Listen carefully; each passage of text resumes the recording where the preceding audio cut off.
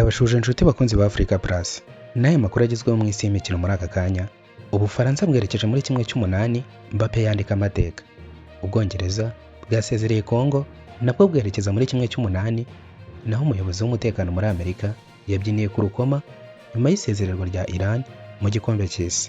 Ikipe y'igihugu y'Ubufaransa yerekeje mu mikino ya kimwe cya munani cy'igikombe cy'isi cya 2026 kirimo kirabera muri Leta Zunze Ubumwe za Amerika, Canada na Mexico. Naho Kylian Mbappe yandika amateka mashya. Ni mu mukino wa kimwe cya 16 wakinwe kuri uyu wa kabiri saa 5 z'ijoro muri MetLife Stadium muri Amerika. Ikipe y'igihugu ya Suwede yatangiranye amashagaga ubona ishaka igitego hakiri kare binyuze ku barimo Anton Elanga. Ibi ariko ntabwo byigeze bitinda kuko Ubufaransa bwaje kwiharira umukino ubundi burasatira cyane. Iyi kipe y'igihugu y'Ubufaransa yakomeje gukinira imbere y'izamu rya Suwede, ariko abarimo Kylian Mbappe bagerageza uburyo. Hari aho uyu rutahizamu yatsinze igitego kirangwa kubera kurarira, aho yari kwishoti rikubita igiti cy'izamu, ndetse hari naho Michel Olise yagerageje uburyo buremereye, ariko umunyezamu wa Suwede aba bani bamba. Nyuma yo kugerageza uburyo bwinshi, ku munota wa 45 Kylian Mbappe yafunguye amazamu ku mupira yahawe na Ousmane Dembele.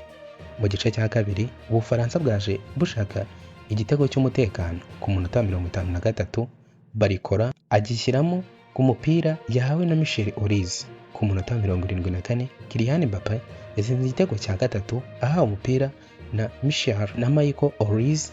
Umukino warangiye Ubufaransa butsinze ibitego bitatu, buhita busezerera Suwede bwerekeza muri kimwe cy'umunani.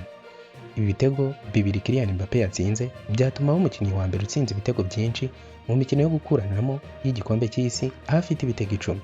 Muri kimwe cy'umunani Ubufaransa buzahura na Portugal tariki ya 4 Nyakanga 2026. Ikipe y'igihugu y'Ubwongereza yasezereye Repubulika Iharanira Demokarasi ya Congo yerekeza muri kimwe cy'umunani cy'igikombe cy'isi cya 2026, nacyo kiri kubera muri Leta Zunze Ubumwe za Amerika. Uyu mukino wa kimwe cya 16 wakinwe kuri wa gatatu saa 12 kuri Mercedes-Benz muri Amerika. Umukino watangiye amakipe yose akina yigana, ariko ku munota wa 7 gusa Congo ihita itungura Ubwongereza ifungura amazamu ku gitego cya Barian Kibambe wahawe umupira na Chancellor Bemba. Nyuma yo gufungura amazamu, ikipe y'igihugu ya Repubulika Iharanira Demokarasi ya Congo ntabwo yahise ijya kugarira, ahubwo yakomeje gukina isatira. Guhera mu minota 20 Ubwongereza bwatangiye kwiharira umukino, ari nako busatira cyane. Ku munota wa 29 hazama umupira mwiza Jude Bellingham ashyiraho umutwe, gusa umunyezamu wa Congo Nzao Mapisi aratabara. Hari aho Marcus Rashford yari kwishoti ryashoboraga kuvamo igitego cyo kwishyura, ariko risanga myugariro wa Congo ahagaze mu izamu arikuramo.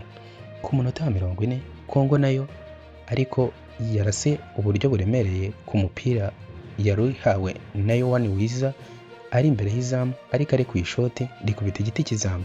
Mbere y'uko igice cya mbere kirangira, umunyezamu wa Congo yongeye kuyitabara mu buryo burimo n'ishoti ryari rirekuwe na Harry Kane.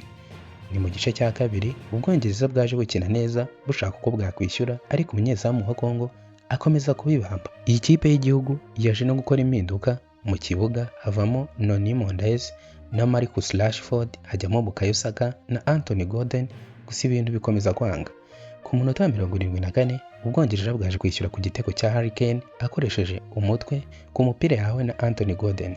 Ku munota wa 86 Harry Kane yatsinze igitego cya kabiri ahawe umupira na Anthony Gordon.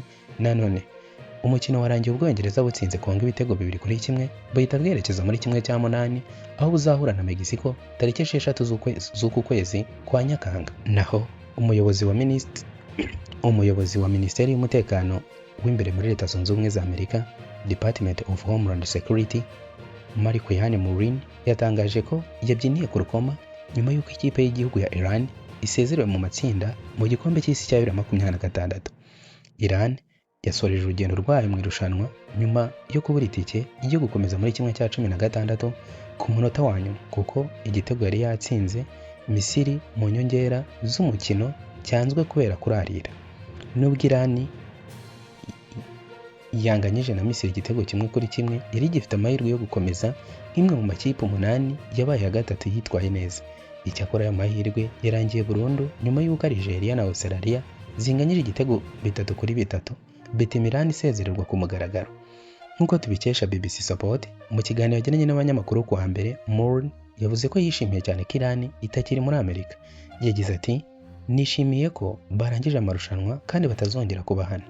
Nishimiye cyane igihe twahagarikaga viza zabo maze tubasaba kuva ku butaka bwa Amerika, ndetse nshobora kuba nararirimbye indirimbo cyangwa nkabyina kubera ibyishimo. Yakomeje avuga ko nta yindi kipe yabagoye mu bijyanye n'umutekano n'ibyangombwa kurusha Iran. Ati nta yindi kipe twamazeho igihe kinini tuyikemura ibibazo nk'uko byagenze kuri Iran. Mbere y'uko igikombe cy'isi gitangira, Iran yari yarimuriwe ikibuga yakoreragaho imyitozo kivanwe muri leta ya Arizona kijyanwa mu mujyi wa Tijuana muri Mexico. Nanone kandi abakinnyi bayo bahuye n'amabwiriza akomeye y'ingendo, aho bemererwa kwinjira muri Amerika umunsi umwe mbere y'imikino ibiri ya mbere, bakanasabwa kuyivamo ku munsi nyirizina umukino urangiye.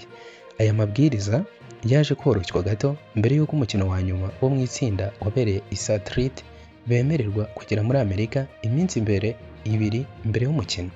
Gusa nyuma yaho bongeye gusubizwa muri Mexico nk'uko amabwiriza ya viza yabiteganyaga. Umutoza wa Iran, Amir, yavuze ko igihugu cye cyafashwe nabi na Amerika muri irushanwa, ashimangira ko ikipe ye yahawe igihe gito cyane cyo kwitegura ugereranyije n'andi makipe.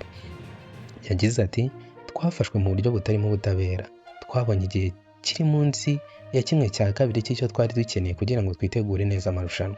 Ibi byose byabaye mu gihe umubano hagati ya Iran na Amerika na Israel wari ukomeje kuzamo ubushyamirane. Ibintu byagize ingaruka no ku myiteguro ndetse n'urugendo rw'ikipe ya Iran muri iri rushanwa.